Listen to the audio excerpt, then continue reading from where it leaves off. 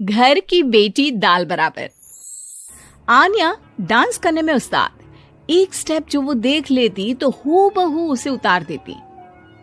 अरे आन्या बेटा, मेरी बेटी को भी डांस सिखा देना, उसका एनुअल प्रोग्राम है। हाँ आंटी, क्यों नहीं, अब कल शाम उसको भेज देना, मैं सिखा दूंगी। हाँ हाँ, नचनिया ही बन, आस पड़ोस के लोग तुझे इस्तेमाल कर रहे हैं। माँ, इस्तेमाल मेरा नहीं कला का हो रहा है। नाचना एक कला है, कला। आन्या हर बात में अच्छी थी, फिर चाहे वो अच्छा व्यवहार हो या फिर लोगों की मदद करना, वो हमेशा खुद के शौक को पूरा करने के लिए व्यस्त रहती। लेकिन घर वालों को तो उसका ये काम सिर्फ समय की बर्बादी लगता है।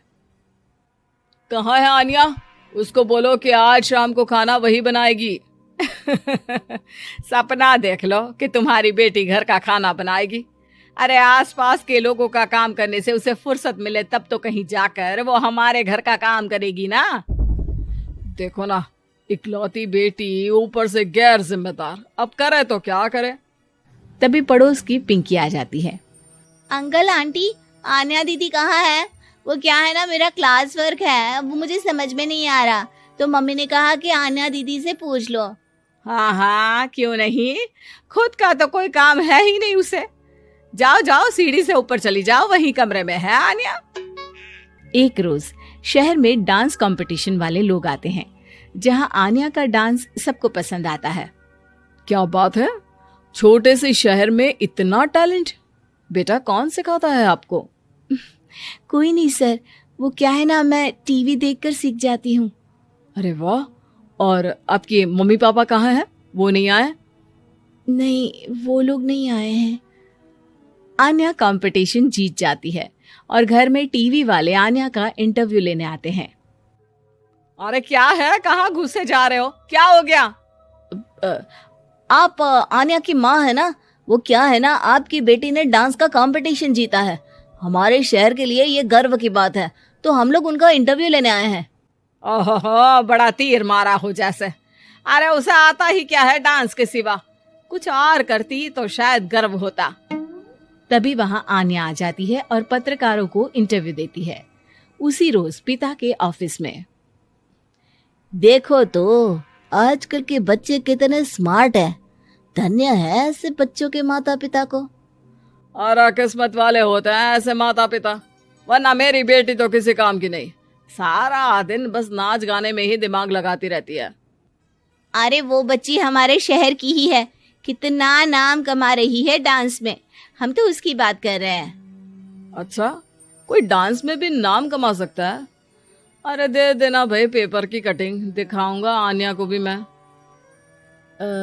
क्या नाम बताया? आन्या? यही तो नाम है मेरी बेटी का, आन्या शर्मा। बड़े उम्मीद से रखा था कि कुछ अच्छा नाम कमाएगी, लेकिन नहीं। आजकल के बच्चों को माँ पापा की इमोशन की कदर है क्या? अरे ये देखिए, इस बच्ची का नाम भी आन्या शर्मा ही है, जो पूरे शहर का नाम रोशन कर रही है। पिता अखबार देखते हैं तो सामने बेटी की ही फोटो रहती है। लेकिन ये क्या, जिस फोटो को देखकर हर कोई गर्व कर रहा था, पिता को उस पे कुछ भी खास दिखाई नहीं देता। हमारी ही औलाद है ये, पता नहीं कब कहाँ जाकर नाम लिखवाती है, मुझे तो पता भी नहीं है। अरे शर्मा जी, जरा मिलवा दीजिए ना अपनी बच्ची से, मैं अपनी बेटी को भी ऐसा ही बनाना चाहती हूँ। मेरी बेटी को कुछ टिप्स दे देगी करियर को लेकर। अच्छा, ये दिन आ गया आपकी बेटी के, ले आइए कभी भी, लेकिन बाद में अफसोस ना करिएगा। सभी को आन्या के पिता की बात पर हैरानी होती है कि इतनी टैलेंटेड लड़की के माता पिता आखिर उससे चाहते क्या है। पिता घर आते हैं और माँ से कहते हैं, पता है तुम्हारी लड़की क्या कर रही है, या फिर ऐसे ही व्यस्त रहोगी हमेशा? अरे पता है मुझे, पर आपको कैसे पता चला? अरे कुछ पत्रकार आए थे, पता नहीं कहाँ कौन सा कंपटीशन जीत कर आई है। नजर रखा करो उस पर। तभी वहां पड़ोसन आ जाती है, जो पति पत्नी दोनों ही डॉक्टर होते हैं। नमस्ते भाभी, बधाई हो आपको आन्या की कामयाबी की। भाई भगवान बेटी दे तो ऐसी। कहाँ है वो? सच में आपको ऐसा लगता है कि भगवान ऐसी बेटी दे? तो ले जाइए ना अपने साथ, रखिए 2-4 दिन, खुद ही पता चल जाएगा। और नहीं तो क्या, सारा दिन करती क्या है, कहाँ रहती है, हमें तो कुछ पता नहीं होता, ना बताती है ना पूछती है। खैर देखिए, वो वक्त अब गया जब माता पिता बनकर बच्चों की परवरिश की जाती थी। अब तो बच्चों को साथ बिठाकर बात करना जरूरी है। वो क्या कहते हैं, बच्चे के दोस्त बने। तो क्या आप दोनों अपनी बेटी के दोस्त हैं?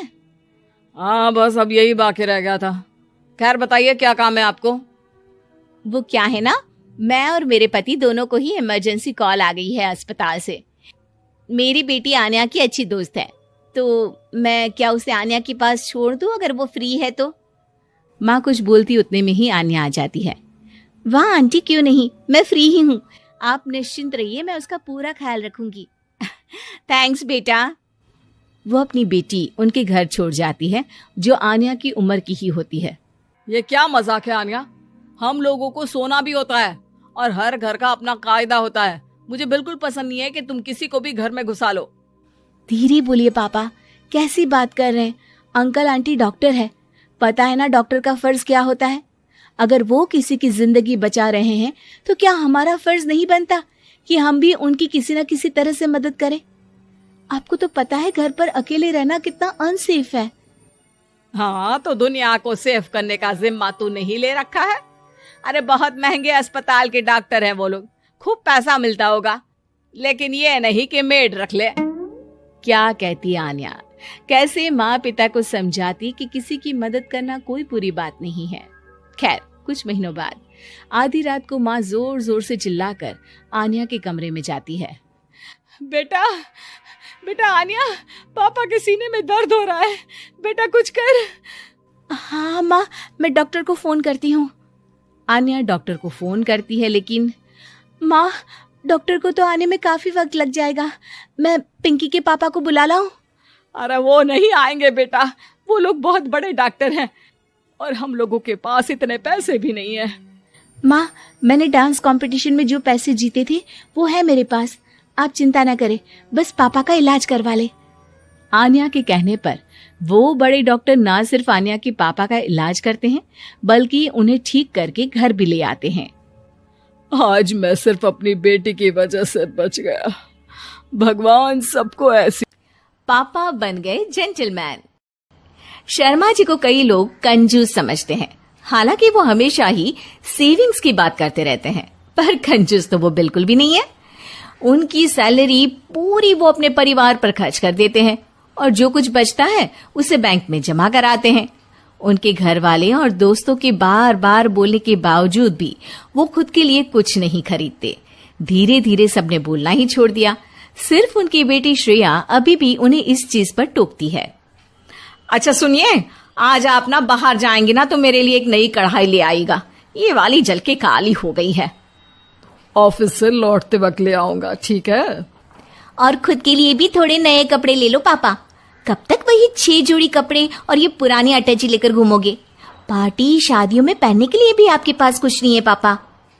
अरे पैसे क्यों फालतू में खर्च करने हैं, ये कपड़े ठीक तो है, और पार्टीज और शादियों में वो मुझे बुलाते हैं, ना कि कपड़ों को। देखा श्रेया, तुझे बोल बोल के थक गई हूँ, तेरे पापा को कोई नहीं समझा सकता। श्रेया तुम्हें कुछ चाहिए तो बताओ, ले आएंगे, ठीक है? मुझे फिलहाल किसी चीज की जरूरत नहीं है। श्रेया की बहुत कोशिश करने के बावजूद भी शर्मा जी को वो समझा नहीं पाती, पर वो हार मानने वालों में से नहीं है। उसको समझ में नहीं आता कि क्या किया जा सकता है और वो इस बारे में अपने दोस्तों से बात करती है।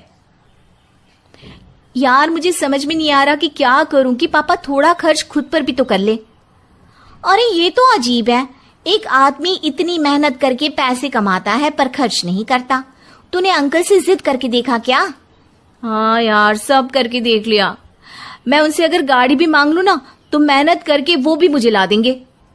पर परसों मैंने उनके लिए 80 रुपए की आइसक्रीम मंगवाई थी तो उनके गले से वो भी नहीं उतरी। अरे सुनना, मेरे पास एक आइडिया है, पर उसके लिए थोड़ी मेहनत और थोड़ी एक्टिंग करनी पड़ेगी। तू रेडी है क्या ये सब करने के लिए? हाँ हाँ ठीक है, तेरा आइडिया भी ट्राई करके देखते हैं ना। श्रेया और उसके दोस्त एक प्लान बनाते हैं। प्लान की तैयारी भी कर ली जाती है। अब बस बारी है श्रेया की। प्लान को पूरा उसे ही तो करना था। अगली सुबह जब शर्मा जी बाथरूम में नहा रहे होते हैं, ऑफिस जाने से पहले शर्मा जी के बॉस का फोन आता है, जो कि श्रेया उठाती है। शर्मा जी के बाथरूम से निकलते ही श्रेया उन्हें बताती है, पापा आपके बॉस का फोन आया था, वो आपको किसी मीटिंग के लिए राज होटल में बुला रहे हैं। क्या? राज होटल? वो तो बहुत महंगा है। हाँ, और उधर का एक ड्रेस कोड है, आप कुछ भी पहनकर उस होटल में नहीं जा सकते पापा। अच्छा। हाँ, चलिए मैं आपको लेकर चलती हूँ कपड़े लेने। श्रेया शर्मा जी को शहर के एक जाने माने टेलर के पास ले जाती है, जहां वो उन्हें समझाती है कि राज होटल में जाने के लिए उन्हें सूट, कोट, जूते, बेल्ट सब चाहिए। वहां वो अपनी चप्पल पहनकर नहीं जा पाएंगे। शर्मा जी थोड़े डरे डरे से कपड़े सिलेक्ट करते हैं और फाइनली जब सिलेक्ट हो जाता है तब शर्मा जी को उनकी बॉस का फिर से कॉल आ जाता है। अब जी सर, मैं बस आज की मीटिंग के लिए कपड़े ही खरीदने आया था सर। जी सर, वही मीटिंग जिसके बारे में आपने बोला था होटल राज में। क्या आपने कोई कॉल नहीं किया ऐसा?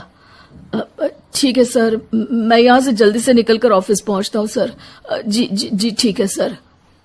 श्रेया का झूठ पकड़ा गया था और उसका प्लान फेल हो गया था। शर्मा जी ने लगभग सारे नए कपड़े खरीद ही लिए थे, पर वो पैसे देने से खुद को रोक लेते हैं उनके बॉस के फोन के बाद, और वो श्रेया की तरफ पलटते हैं। हाश, इतने सारे पैसे बच गए। आज तुम्हारे झूठ की वजह से इतना बड़ा खर्चा हो जाता मेरा। वो तो अच्छा हुआ कि बॉस का फोन आ गया और मैं बच गया। पर पापा, आप कितने हैंडसम लग रहे हो, एकदम जेंटलमैन। श्रेया की बात सुनकर शर्मा जी आईने की तरफ पलटते हैं। खुद को सूट कोट में देखकर वो भी हल्का सा मुस्कुराते हैं और कैशियर को जाकर पैसे दे देते हैं। ठीक है, तुम कहती हो तो इस बार ले लेता हूँ, पर सिर्फ तुम्हारे कहने पर, और सिर्फ इस बार। अगली बार आप खुद ही के कहने पर खरीद लेना, तो मुझे इतनी मेहनत नहीं करनी पड़ेगी पापा।